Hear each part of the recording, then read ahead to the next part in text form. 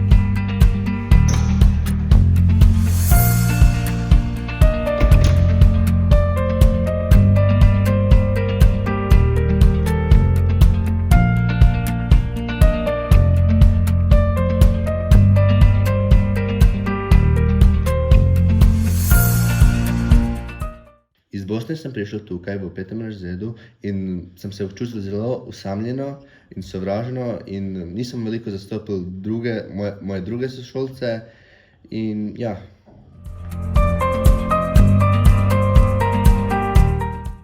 Želel sem si, da so me lahko zastopili in da so tudi lahko bili moji prijatelji.